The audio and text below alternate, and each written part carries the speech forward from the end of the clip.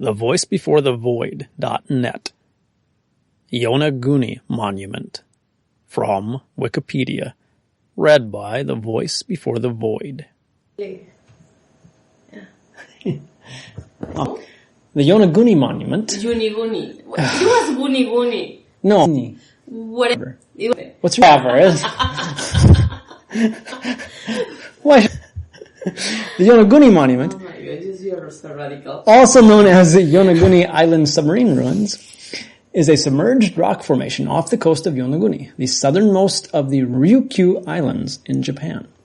Masaki Kimura, professor emeritus from the Faculty of Science at the University of the Ryukyus, claims that the formations are man-made, stepped monoliths. His ideas are disputed, and there is debate about whether the site is completely natural, a natural site that has been modified, or a man-made artifact. Neither the Japanese Agency for Cultural Affairs nor the government of Okinawa Prefecture recognize the features as important cultural artifacts, and neither government agency has carried out research or preservation work on the site. Section 1. Discovery.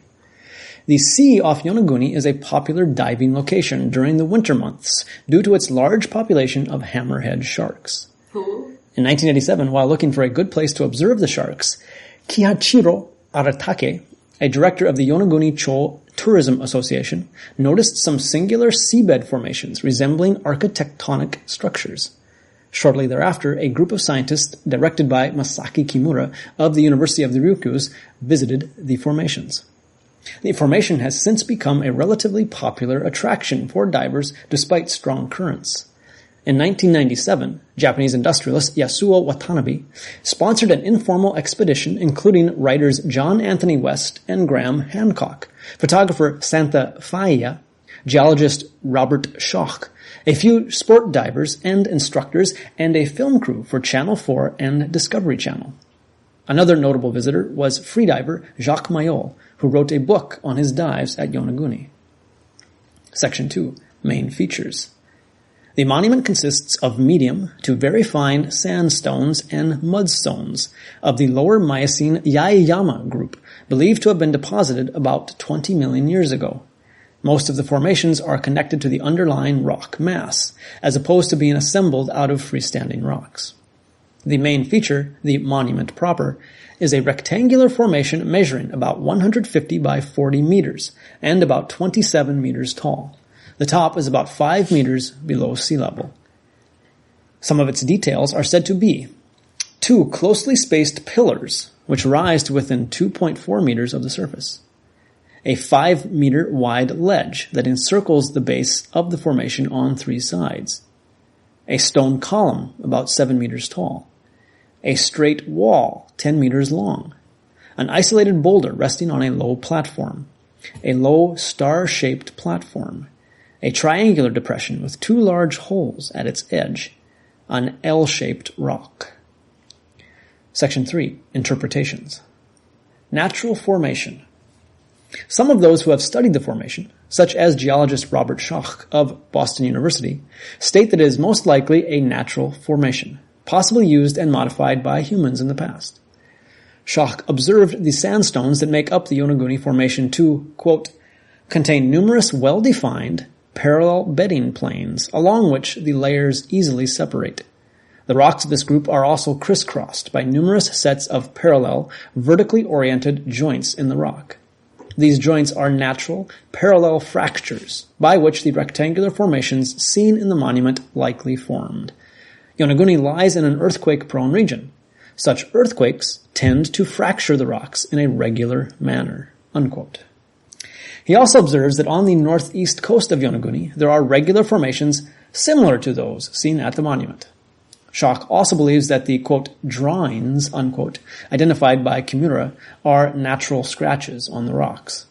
This is also the view of John Anthony West, who suggests that the, quote, walls, unquote, are simply natural horizontal platforms, which fell into a vertical position when the rock below them eroded, and the alleged roads are simply channels in the rock.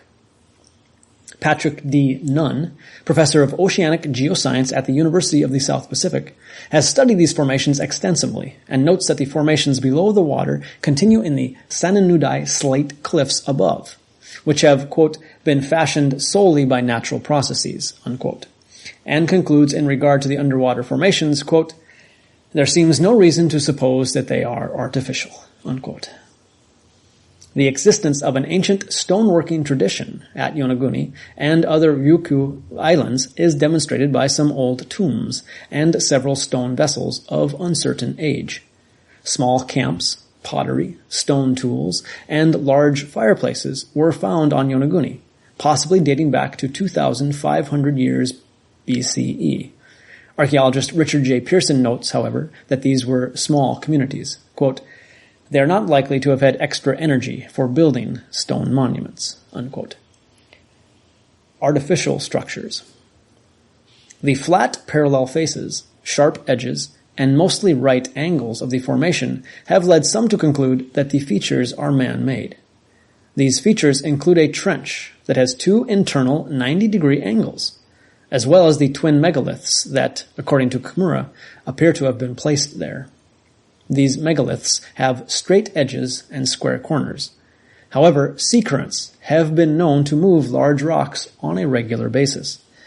Some of those who see the formations as being largely natural claim that they may have been modified by human hands.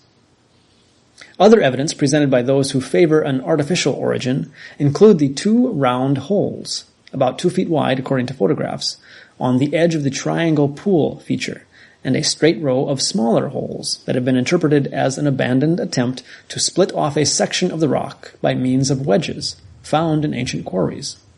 Citation needed. Kimura believes he has identified traces of animal drawings and people engraved into the rocks, including a horse-like sign he believes resembles a character from the Qaeda script. Some have also interpreted a formation on the side of one of the monuments as a crude moai-like face. Citation needed. Moai? The Moai on Easter Island. Yeah. Oh, interesting. Well, citation needed. Supporters of artificial origin, such as the alternative history writer Graham Hancock, also argue that while many of the features seen at Yonaguni are also seen in natural sandstone formations throughout the world, the concentration of so many peculiar formations in such a small area is highly unlikely. They also point to the relative absence of loose blocks on the flat areas of the formation, which would be expected if they were formed solely by natural erosion and fracturing. Robert Schoch has noted that the rocks are swept with strong currents.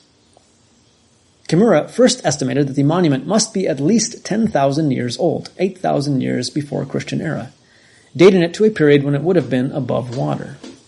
In a report given to the 21st Pacific Science Congress in 2007, he revised this estimate and dated it to 2,000 to 3,000 years ago, because the sea level then was close to current levels.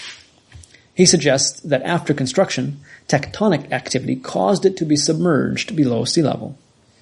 Archaeologist Richard J. Pearson believes this to be unlikely. Kimura believes he can identify a pyramid, castles, roads, monuments, and a stadium. Kimura has also surmised that the site may be a remnant of the mythical lost continent of Mu. Ah, Lemuria. No. Mu is different from Lemuria. There's at least 3. Atlantis, Lemuria, Mu. But, Section 4. Citation needed. What'd you say? Nothing. Keep reading. Section 4. Media references. The site was featured on the History Channel's Ancient Aliens in an episode called Japan's Atlantis. The site was featured in an episode of History's Mysteries called Japan's Mysterious Pyramids, which was screened on 12th of December 2000. The Yonaguni monument, or a likeness thereof, is used as a background in one scene of the Metante Conan movie Jolly Roger in the Deep Azure. The abyssal ruins in Pokemon Black and Pokemon White and their sequels are based on the Yonaguni monument. Pokemon? Pokemon. Oh my God. The Travel Channel's Expedition Unknown episode titled Japan's Atlantis. The site was featured in an episode of Wild Japan called The Enchanted Deep, which aired on National Geographic Wild Channel. Come on, that was not made by nature. Really? Really.